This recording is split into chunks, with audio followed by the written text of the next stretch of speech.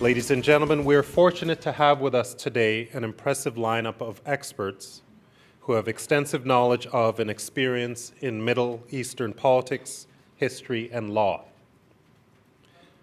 It's being called the New Arab Awakening. The winds of change and unrest are sweeping through the Middle East and altering the political landscape in seemingly irreversible fashion. Much has already taken place in Tunisia and in Egypt, yet those stories are far from over. And anyone who is tempted to expect Middle Eastern history to conform to a single storyline need only look to Libya, Bahrain, Iran, and elsewhere to learn otherwise. So many of us around the world are glued to television sets, computer screens, and smartphones, anxiously awaiting the next verse of this epic, and eager to understand the ramifications for the region and for global economic and democratic stability. There was no question in planning today's luncheon that there would be much to discuss and that the story would continue to unfold literally as we speak. Let's kick things off with some introductions, beginning with our moderator. Until his retirement in 2009, Don Newman was the quintessential voice of political broadcasting in Canada. In fact, some would say that he still is. As the former senior parliamentary editor for CBC Television and host of CBC News World's daily politics program, Mr. Newman has covered some of our country's most noteworthy political episodes, including visits by world leaders, leadership conventions, and federal elections.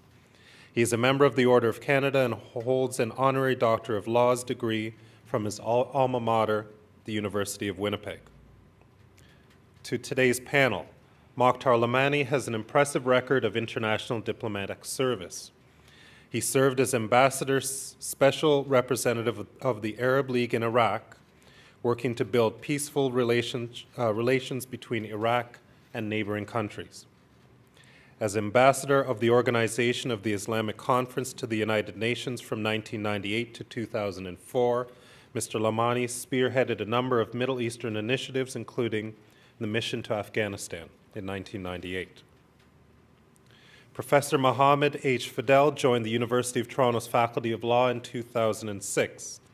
He holds doctorate degrees in law and in Near Eastern languages and civilizations. Professor Fidel was admitted to the Bar of New York in 2000 and to Ontario's Bar in 2009.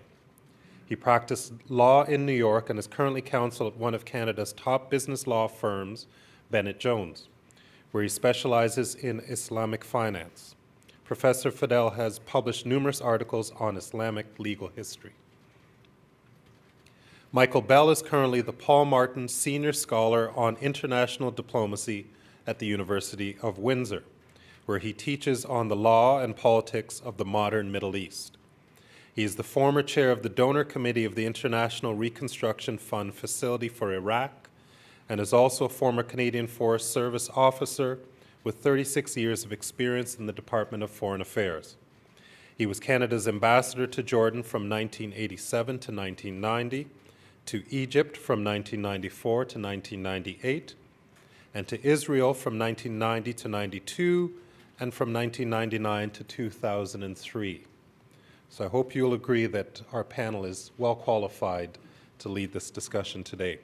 Ladies and gentlemen, please welcome our moderator and panelists.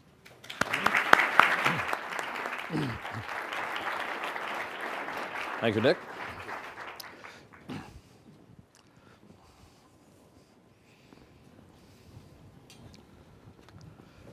Why don't you take the middle? Okay, Michael. Yeah. Well, good afternoon, everybody. It's wonderful to see you all here, and it's a great pleasure, I know, for the panel, but particularly for me, to be back on the stage at the Canadian Club. I thought when I became a director that had finished me as a speaker at the Canadian Club, but apparently not quite. This may be the swan song, but it's nice to be back and see so many friends in the room as well. As Nick was pointing out, this is a topic that is an ongoing topic, even as we speak, as they say. When we originally were planning this event, Egypt, I think President Mubarak was still president in Egypt, and we knew that things were going to be happening, but we didn't realize exactly how they would. So I think to be absolutely up to the minute. Mokhtar, I want to start with you because I know you were listening to President Gaddafi and getting reports of what President Gaddafi was saying in Libya, probably even as we were eating, because he likes to speak for quite a while. But before we started the lunch today, it seems that the winds have changed. I think we were anticipating we were going to blow through the Middle East, particularly after President Mubarak left. Certainly in Libya, at least, they've run into a wall. What is the latest that you know from Libya and what President Gaddafi has been saying? Well, when I left home this morning in Waterloo to come here, I was not sure that once here, Gaddafi would be still in power. Things are moving very, very quickly. And not only in Libya, but I think everywhere. What I would like to mention about this, just for people to understand what's happening in this specific part of the world. As originally from this part, I myself was not expecting that at all to happen during my lifetime.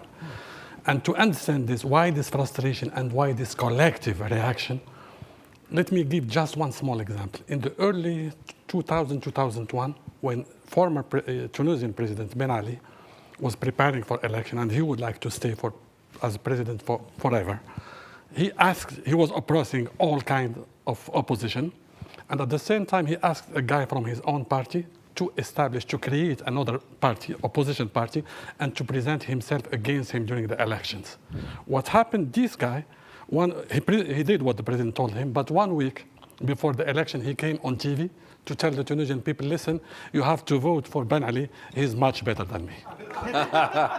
So, with such story, it would show how they were taking their own people. You mentioned about Gaddafi. Gaddafi, I myself, when I used to work for the Arab League during 10 years, I was a member of the drafting committee of the Arab Summit, and I attended during the 80s all meeting of head of state. To be honest, Gaddafi is an insult to human intelligence. When you have ignorance but having weapons, this is the result, and the money, and also all kind of agenda internationally. The relation with this part of the world were never and ever, I'm talking now about the West, about helping to establish democracy. See, democracy was very good at home, but once the American crossed the Atlantic Ocean, or the European used to cross the Mediterranean Sea, they were very supportive for the most bloody regime for their own. So what's happening now, it's just wonderful, you know. It's just wonderful. People are taking the initiative in a collective way, without a clear leadership, but through what they are asking for is just democracy. Of course, it's still very early, it's very dangerous because there are so many agendas, there are so many people that they would like to take advantage from such situation. But I think this kind of force to see the whole society moving, this is what is new, and this is what's going to make history in this part of the world. All right, but Michael, you've been ambassador to Egypt, and in Egypt it's now not entirely clear what is going to happen now that the president is gone. The army is still in charge. Parliament has been set aside. Are we really seeing democratic change in Egypt, or are we just seeing regime change, but really the army is still really in charge, and whoever comes next will probably not, even if there's an election, the army will decide the result, and we'll be back to more or less what we had before, maybe with changes around the edge? Well, that's one possibility. There are any number. But when I compare what happened in Egypt and Tunisia with what's going on elsewhere, Yemen and Libya in particular, I'm rather more optimistic about the possibilities in Tunisia and Egypt, because at least there is an army that has acted, I think, pretty responsibly in both cases. I don't think that Field Marshal Tantawi is a Democrat by nature. And I think these deliberations about what form of governance system will be put in place, who will put it in place, who will ultimately control it, is still very much up in the air. So I don't take success even in Egypt for granted. My own thinking is that the Turkish model, not necessarily because there's an Islamist government there, but a Turkish model where the army has an underlying role as a sort of guardian of the state, but does not intervene on a daily basis, only intervenes in extreme cases, I think that's not a bad thing to aim for. Why? It's clearly less than perfect, and many people would disagree with it, but it may be attainable. The problem, I think, that we have now is we have a lot of groups in Egypt, a lot of very dedicated people. The question is one of organization and institutions. You don't have many institutions in Egypt, yet Egypt seems to be flourishing, and then when you compare it to, say, Libya. But you don't have many. What is the one civil society organization that has power, that has roots, that has some legitimacy among its followers and the ability to deliver? And that's the Muslim Brotherhood. It seems to me there are many arguments about the Brotherhood. It's changed over the years, it's now much more moderate. Most Egyptians don't support the Brotherhood. They're not an electoral threat. Perhaps they have changed. Perhaps they're not an electoral threat, but I don't think any of that can be assumed. And one has to weigh in all of these cases the type of regime that is likely to emerge and American interests. In other words, there are certain places like Bahrain that I don't think the Saudis, for instance, or the Americans are going to simply let go of. Whether that's democratic or not, it certainly isn't, but I don't think it's going to happen. There are other countries like Yemen where there could be a real, not only power vacuum, but anarchy. Same in Libya. Whereas Egyptian society, there are no tribes. There's a kind of unity of feeling of people as Egyptians. The army is held in fairly high regard. Then the question is, will this happen in Jordan? Will it happen in Syria? One interesting thing is that Bahrain and Syria, one of the few things they have in common is a minority rules right now. The Alawis rule in Damascus.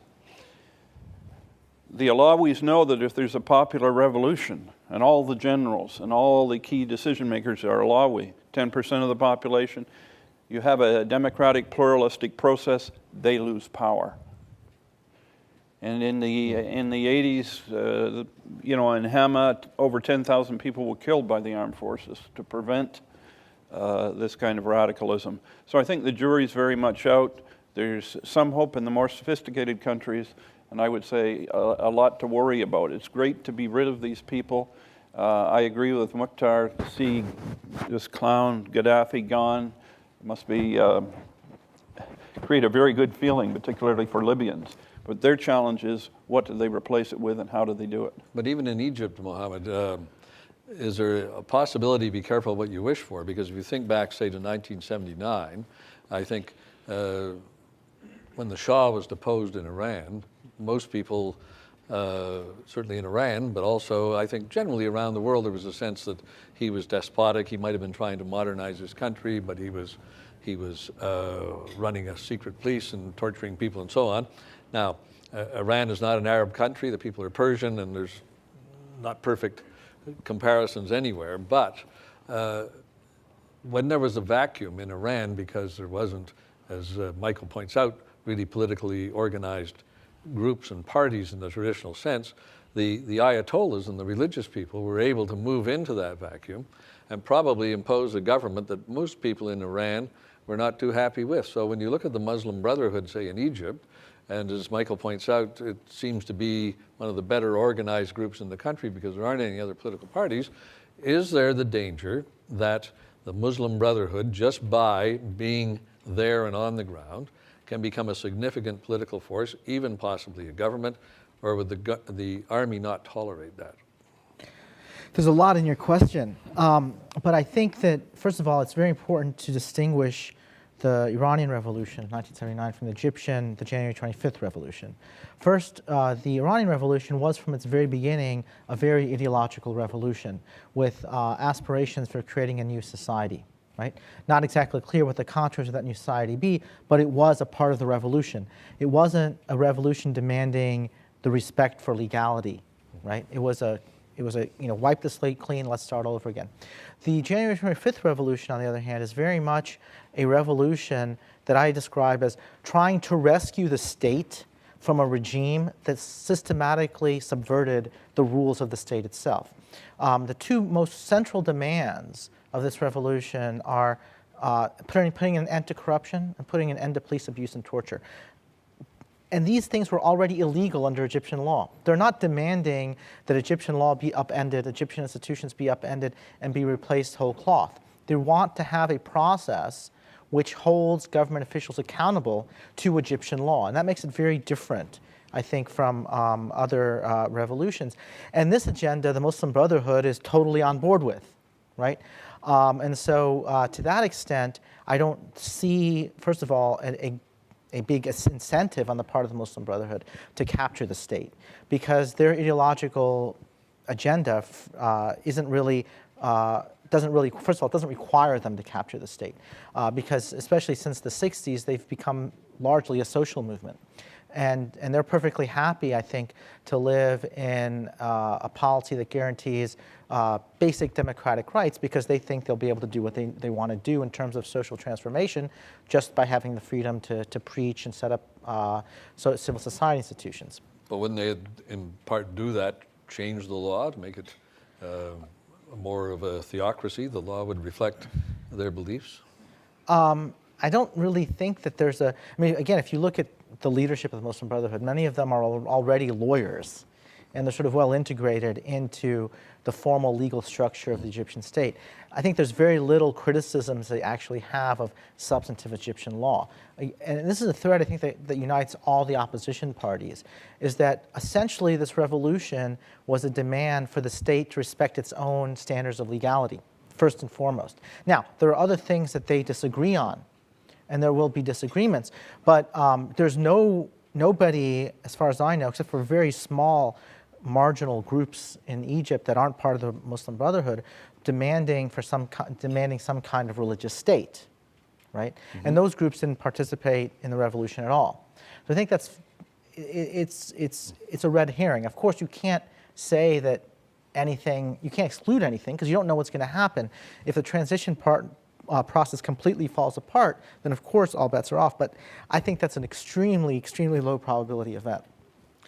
In Libya, if Gaddafi goes, do we have any idea who might replace him, Mukhtar, or is the army in a position to take power? You know, people in the streets everywhere were telling the same thing, from Morocco till Bahrain. I'm going to try to translate. الشعب يريد إسقاط النظام. People would like إسقاط النظام. How do you? To replace the regime. Yeah, to end the power, yeah, the system, to end the system. In Libya, someone commented this and said, in Libya, people would like to establish a system, because there's no system. Yeah. No system. I'm not worrying, as Michael Bell said, about what's going to happen, because I don't think any situation will be worse than what we were living during these decades, with no hope, so many frustration. Corruption is the rule in the area, and nobody cares. And everyone actually was preparing his own son. Even Gaddafi was preparing his own son to take, like if it is, his own property. So I guess, Libyan, they have, it's a different society, as it was mentioned. It's still tribal. We saw yesterday a lot of tribes joining the revolution.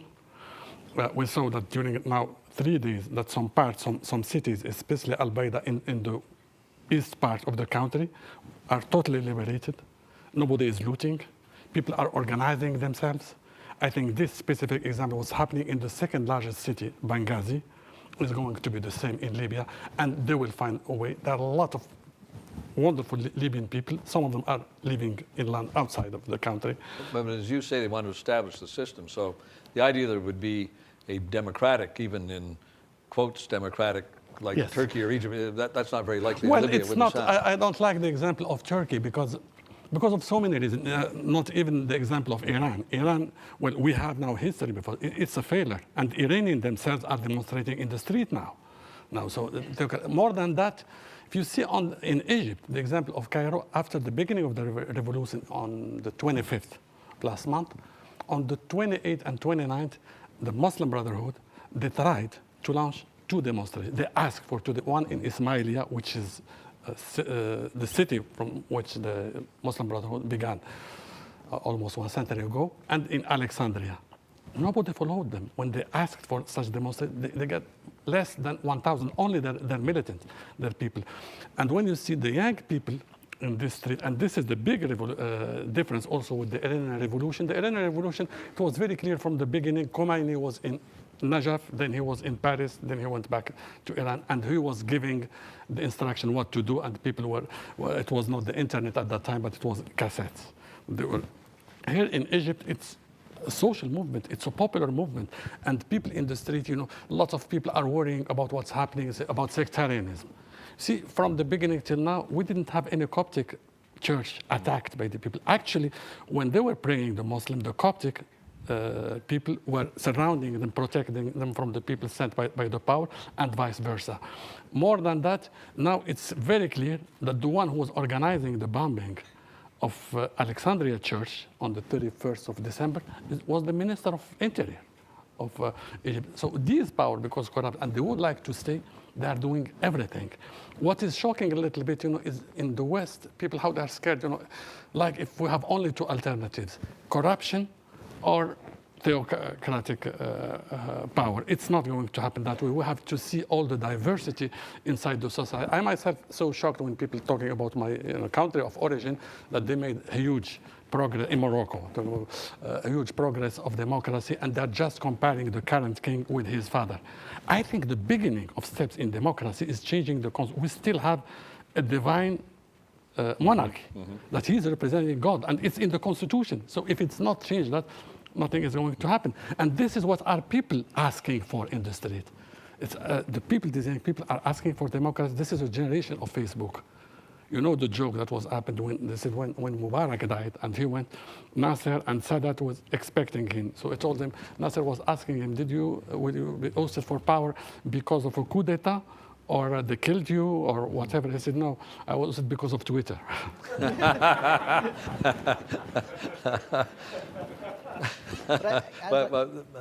Let me take Michael and then Mohammed. Yeah. Well, I may be a bit overly pessimistic about outcomes because in my dealing with the Middle East, I haven't seen very many positive. Now, there's no doubt that this is an earth-shattering series of events, and there's a lot of potential. But I think it's very wrong, and I think the seeds of the defeat of the experiment are exacerbated by underestimating the challenges you have to deal with. So personally, I don't take the Muslim Brotherhood in Egypt as necessarily a benign organization that is limited to social goals and what have you. I think the Muslim Brotherhood has been very clever in reaching a modus vivendi with the Mubarak government and with Sadat and what have you that allowed them to function, albeit in a very gray zone, but to function effectively as the price for their not disrupting the regime. And in a new set of circumstances where they're free to act more assertively, I'm not as sure that that will continue to be the case, because the reason, as I see it, that they acted in that way was to ensure their survival under an autocracy. So they didn't demonstrate it first, they demonstrated later. Yes, they demonstrated later when they felt that things were going the other way and they better get into the act. They didn't demonstrate it first because if Mubarak were to have come out on top and they had been seen as his adversaries in the streets, they would have suffered. One other thing I'd like to say is in their position, in their governance propositions, they do hold that there should be a freely elected parliament and a democratic process and what have you, except that there should be a council of sages who will rule on whether these parliamentary laws are coincident with Sharia law. And that kind of thing worries me. Now, I may be worrying too much, but I think it's very dangerous thinking in regional terms or world terms to underestimate this. Because if that is to happen, it's going to create a whole new dynamic. We've got a new dynamic now. We'll certainly have another one if Egypt goes fundamentalist. And as I say, hopefully I'm wrong. I've been too skeptical in the past, but I think there are a lot of social forces that will lead to a tumultuous path towards pluralism. Mohammed, you had a point? Well, I think it's never a smooth path to pluralism. So I totally agree that it's very important to look at the kinds of obstacles that one faces. But I really think in the rank ordering of obstacles that Egyptians face, the Muslim Brotherhood ranks pretty low on the obstacles. But I don't want this to be dominated by the Muslim Brotherhood because I think this is a very, like I said, a relatively small problem. But I'd just like to say, what are the kinds of things that Egyptians on the ground are talking about and demanding now? You know, when I talk to my relatives, again, I would say very conservative religious people, but also professionals, what are they demanding now? Well, they're university professors. They are demanding that the state respect the autonomy of universities. Because in theory, Egyptian universities are independent. But in fact, the Mubarak regime had infiltrated them and used them as instruments of political domination. So they are, the university faculties are organizing to demand the right to elect their universities presidents and elect their deans so they can have actual institutional legitimacy. Now this is happening across the board in Egypt. You have employees in state-owned banks, other state-owned firms refusing to work as long as Mubarak-era cronies are still in charge. And so what we're having now is a deepening of the revolution's egalitarian and democratic spirit throughout sectors of civil society. So again, this is why I don't think you've got the Iran situation, because I think civil society institutions, of which I think there are actually quite a lot, are quite vibrant, and now life is being breathed back into them because people think that actually you can take them seriously again, and there's an opportunity to take ownership of these institutions that in theory were already theirs, but in practice they had been excluded from. And so their success in doing that, I think far more than Muslim Brotherhood and other kinds of religious issues is going to determine the outcome of this revolution. I want to go back to Bahrain for a minute, Michael, because you made the point that neither the United States nor Saudi Arabia would allow to give up control of, and Bahrain, I think most people know, is the big American naval base in the Middle East, and basically patrols the tanker routes out of Saudi Arabia. But we've seen a violent crackdown there, even though President Obama seems to be playing Bahrain more or less the way he's been playing Egypt. So does he not understand? I can't believe he doesn't understand the strategic importance of it, but what do you see happening in Bahrain and contiguous to it, to Saudi Arabia? Well, like so many of these things, one can never be sure. I mean, 30% of Bahrainis are Sunnis. The remaining 70% are Shia. They have lower socioeconomic status. They're obviously poorer. Bahrain is not an oil state. It exists in large measure on subventions from Saudi Arabia. The Saudis, given their attitudes towards Shias, certainly want a Sunni elite to continue to govern there. I suspect the Iranians might want the Shia to come to power. And if we're talking about the pluralistic kind of democracy that may come to exist in Tunisia or Egypt, it's hard to see that replicating itself in Bahrain, or as I say in Syria, where you in effect have a minority ruling a majority. Because if the majority comes to power and there are centuries of animosity between them, or decades, then it seems to me the privileged lose their privileges, the less privileged take power, and you don't have the kind of national reconciliation that might be possible, say, in Egypt. And I think the Saudis have so much invested there, and the Americans, although the Saudis may act as their surrogate, that ultimately they're less concerned with the pluralistic political process there. They'd probably like some liberalization, but nothing that would threaten their strategic interests, American or Saudi, vis-a-vis Iran. So could we see at the end of this process, if we can ever put an end point on it, that a number of changes would happen in these different countries, but the changes would be individual to those countries, and you would have, I guess, sort of a patchwork in the Arab world, with maybe the most liberal being Egypt and the least liberal being Bahrain, and Libya somewhere in between, and how would that work in the cohesion then of the Middle East, particularly the Arab Middle East? Yes, there are local realities, since you are mentioning about Saudi Arabia. In some issues, you find the regime in Saudi Arabia is much more liberal than the society. The society is very, very conservative. This is a fact, so I don't expect them. But from the other side, can they allow in Bahrain, Saudi, with the Americans, to happen something else? I don't think it's not in their hands. Sometimes they cannot even, are they going to accept or to allow in their own society what's going to happen? But going back to Egypt is very important in the area. What's happening in Egypt and the historical role of Egypt, definitely it will have a huge impact. A huge impact in Egypt, even with the corruption, with so many things. When you see people, what they are asking now, it's a new constitution, so to have this social contract in the society. And when you see what they are claiming about this, everything is about democracy, but democracy based on pluralism and based on justice, which didn't happen here. And from another hand, if I have to talk about who is losing, who is the loser, I think the first loser in what's happening now in the area is Al-Qaeda. Al-Qaeda used to tell people nothing is going to happen except the way we are trying to change the societies.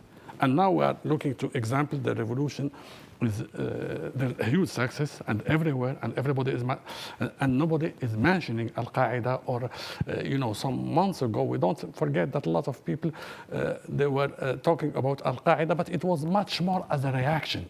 See what happened in Algeria in 1992 when the Islamists were elected. A lot of people, when you ask them in the street, why did you elect for the FIS, the Islamist party, said, no, we were voting against the power, against the regime. And I can understand when people in the street are reacting because of the frustration, because of the corruption, but I think with time, and since it's a huge movement, involving the whole society, things are going to be corrected. This is actually why I find myself very optimistic about the future. We might have a lot of problems during that, but in the end, it's going to be there. Mohammed, do you think Al-Qaeda is losing ground because of these different movements? And even in our country, a lot of people get elected to government because people are voting against the previous government rather than embracing necessarily the one coming in. Well, I think Mukhtar's point is absolutely spot on, bearing in mind, of course, that Al-Qaeda had very little support to begin with. But I think what is absolutely critical to realize, as Mukhtar pointed out, is that now you see Arabs in countries all over the Arab world claiming their status as citizens, rejecting the idea of being passive objects of the government and realizing that they can take ownership of their own societies, and that's not going to go away. And like I said, in fact, in Egypt, it's deepening. You're seeing it spread out throughout the institutions of society where people are claiming their rights as citizens that were just ignored for the past 50 years. And so, as Mukhtar said, I share his views completely. I'm very optimistic because you have a degree of mobilization, of civic consciousness that has really not happened. Not that I'm that old, but certainly not in my lifetime. Is not I think the only time it's comparable to in Egypt is the revolution of 1919. And Egypt is a much more sophisticated society than it was in 1919. There's going to be a much deeper social base to support parliamentary democracy. And so I have, I think that the odds are with the Egyptians succeeding. I think there's not a reason to be excessively pessimistic. I know that's the business of people, a lot of people in the security and the analyst world. But from January 25th, I've been telling everybody this is a revolution and it's going to succeed. And so far, praise be to God, it's worked the way I've seen it because I can see the people. I see what's happened in their spirit. I see their determination and I see their consciousness, right? And so I am very confident that they are not going to be snookered back into a military dictatorship, nor are they going to accept any other kind of dictatorship, right? I want to get to the questions, but before I do, Michael, obviously the people in Israel must be watching this with, almost more interested than the people in the Arab world, because a lot of what goes on is going to really impact on them, particularly the Camp David peace accord.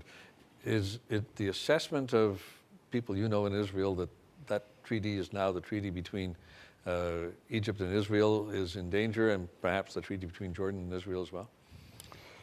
I think Israelis, maybe it's because of the time I spent there, always tend to think of the worst outcome. And so they must be very, very concerned with the radicalization in the region, and that in a sense, democratization, let's take Egypt, will lead to a harsher view of Israel and its policies.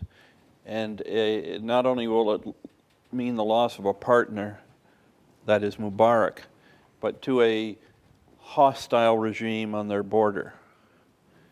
Now, I don't think it need be as bad as they anticipate, but I think maybe their expectations. I had a discussion with an Israeli professor from Haifa University. That's the best way to characterize it the other day. And his only concern seemed to be to get, if Mubarak went, to get someone like Mubarak back in power. And the idea that this would be essentially as unstable as the current or the previous situation had been, and that Israel just might have to accept at least some harsher rhetoric without putting the basis of the agreement, the peace treaty, at risk, seemed to him to be totally unacceptable. But I think that's what's likely to happen. I don't think for a government that's rational of whatever color in Egypt, there are too many benefits accruing from that peace treaty with Israel, both in geostrategic terms, but maybe more importantly in economic terms with tourism and what have you in the Sinai, to bring this back to a no war, no peace situation. This would be really insane.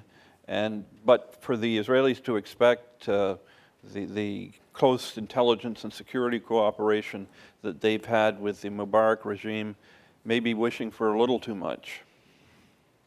Which would put them more at risk if they don't have that cooperation. It would reinforce this situation. They've had a tradition of working with the Egyptians now. That will be diminished. I mentioned in this conversation that Amr Moussa, the current head of the Arab League and former Egyptian foreign minister, might be the kind of guy that would emerge as a compromise candidate, even though he's associated with the former regime. He certainly has the leadership qualities that would be needed, I think, to overcome the gray faces and to provide a focus. Now, many won't agree with me. They'll say he's compromised part of the regime, et cetera, et cetera. That may be, but he is interested. Now, if he were to come, for instance, he would be more critical of Israel. There's no doubt about it.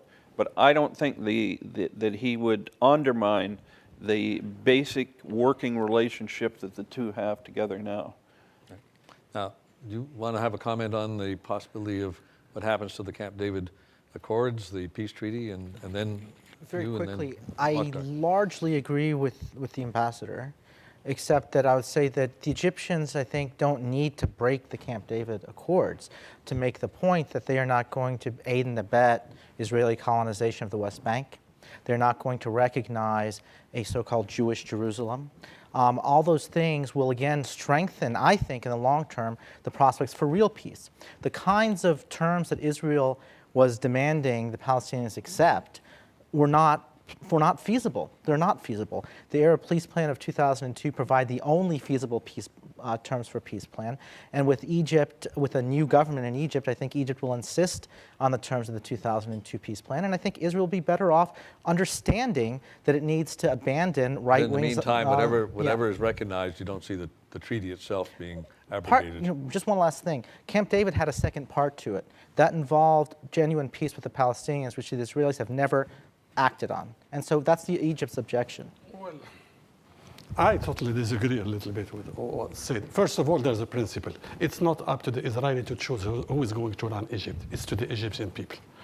Then I think the most scary thing... I wasn't questioning that. I was just questioning whether whoever the Egyptians end up having running the country, will they maintain the treaty No, it was mentioned why they should be much better for Amr Musa or this one. It's up to the Egyptian people. Second thing, the Israeli government from both sides, from both different parties, were always claiming we are the only democracy in the area, in an ocean of dictatorship. And I don't think they're now happy to see democracy coming there. I think if we have to have lasting peace in the area, we have to be very, very pragmatic. We cannot allow the Israeli to choose who is going to represent them and ask them or ask the American to choose who is going to represent the Egyptian or the Palestinian or whatever. I would rather prefer a very hard and difficult talk, but to have a lasting peace that involve everybody in the area, that involve the people, even with Camp David. What is now between the Israeli and the Egyptian? There are no visits. It's only between the government, but there's no normalization between the people living together like a Canadian and American. If you want the real peace, it's another dimension. I'm going to go to the questions. Mohammed, why don't you have a go at this one first? The question says, Islam is both a religion and a political system.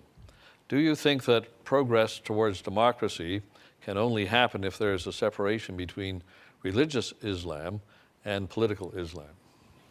Well, I mean, I think there are lots of different political implications of Islam, many of which are very consistent with supporting a constitutional democracy, others that aren't. Now, my personal opinion is that, or my personal read of Egypt, is that the prevailing interpretation of Islam reinforces democratic values and is not contradictory to it. So I don't think that separation is necessarily the right thing. In fact, what you can see is some ways it can be quite dangerous and quite reinforcing of authoritarianism. So state-appointed clerics, for example, tried to encourage people not to protest. They wanted to encourage people to support Mubarak. And you saw the same thing in Saudi Arabia. The Grand Mufti of Saudi Arabia came out with these horrific statements against the revolutionaries. So you have to be very careful about apolitical religion. Apolitical religion is capable of endorsing every kind of tyranny. So what you want is a religion that is consistent with and supports constitutional government, not one that's completely indifferent. Let me try you with this one. Because you did mention in Egypt people protecting each other's place of religion.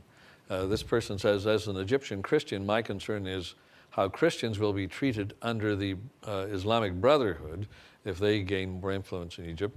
Is there a hope for equality for Christians as well as Christians to continue, or will Christians continue to be second-class citizens? And this is in Egypt. Well, I think one of the best things that can be done by the revolution is to correct things. I lived myself several years in Egypt, and I agree that you see, like, if there's a second kind of citizen, this is part of reality. If it was, the government or Mubarak, where they, no, we don't have that. No, it used to exist. And the only thing is to agree about constitution based on citizenship, and all Egyptians are equal. This is a hope, will be not only for the Coptic Egyptians, will be for all minorities in the Middle East. One of the problems that a lot of people don't know here in Canada, a lot of countries there, you have your own religion and sometimes your ethnic group on your ID. When I was special envoy in Iraq, that was horrible because sometimes people were driving their car. I'm talking about 2006. They're stopped by young, ignorant people with arms. According to what is written in your ID, you will be killed or you can go home. And everything should be changed through this. If the revolution will guarantee to have a constitution based on respect of citizenship and developing a culture of respect, I think this is the biggest hope for the whole area. Michael, one last thought from you.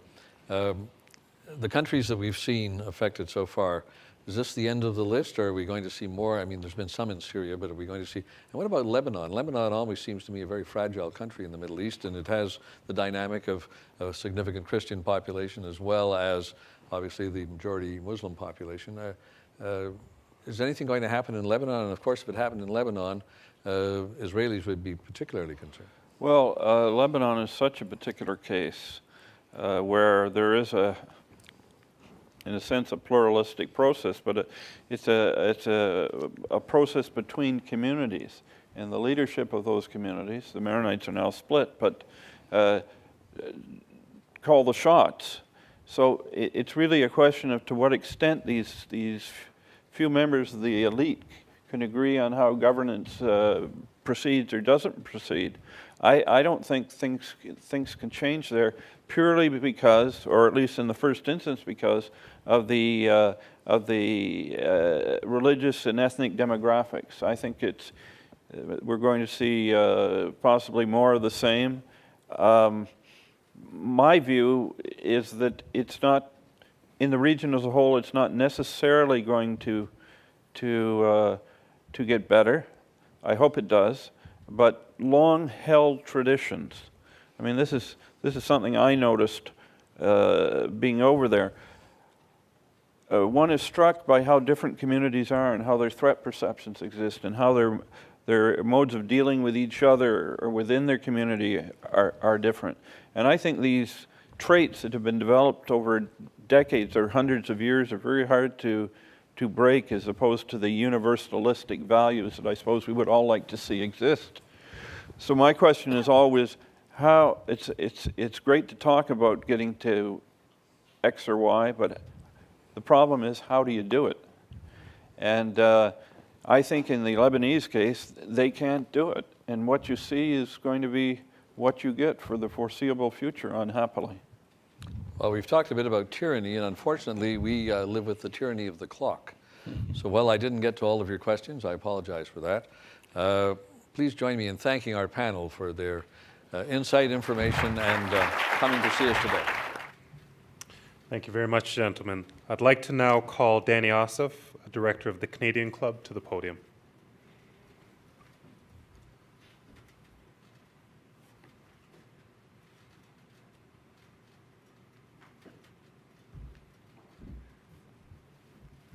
Good afternoon, ladies and gentlemen, and thank you very much for your time and attention in joining us today with our exceptional moderator and panel to talk about these really transformative events of the Middle East that will obviously have an impact on Canada and the world. And one of the things, as I was just reflecting upon some of the discussions, as you look back on things, and I was on a plane catching up on some reading, and just to really take some perspective of how extraordinary what has occurred is. And this is from The Economist, not to pick on them, but this was a story here, and this was in respect of Tunisia. And I quote, this is from January 8th, 2011. Tunisia's troubles are unlikely to unseat the 74-year-old president, or even to jolt his model of autocracy. Truly amazing how wrong even the most informed of us can be, and to see how people can take the opportunity to alter their own lives. And we have seen it denied in places like Tiananmen and other places in the Middle East, but it was done in Tahrir. And I want to thank our exceptional moderator, Mr. Newman, our insightful, experienced, and thoughtful panelists, Mohammed Fadel, Michael Bell, and Mukhtar Lamani. We truly have been privileged to be able to hear these perspectives as we continue to see history unfold and reflect on how these things may impact, again, our own country and how we advance our national interests. And on that note, and as the Canadian Club, to facilitate these kinds of events, and we think about how we in Canada may approach things, I had one last quote that I wanted to share with everyone. And this was from the Secretary of State, Condoleezza Rice, in a speech she made in Cairo in 2005, where she said, again, I quote, "For 60 years, my country, the United States, pursued stability at the expense of democracy in this region, the Middle East, and achieved neither." So that tells us we've got to look at things in a new way, to look at the people of that place, and to see how we as Canadians can ensure we are dealing with the people to advance our own national interest in a sustainable and enduring way to our benefit. Thank you very much.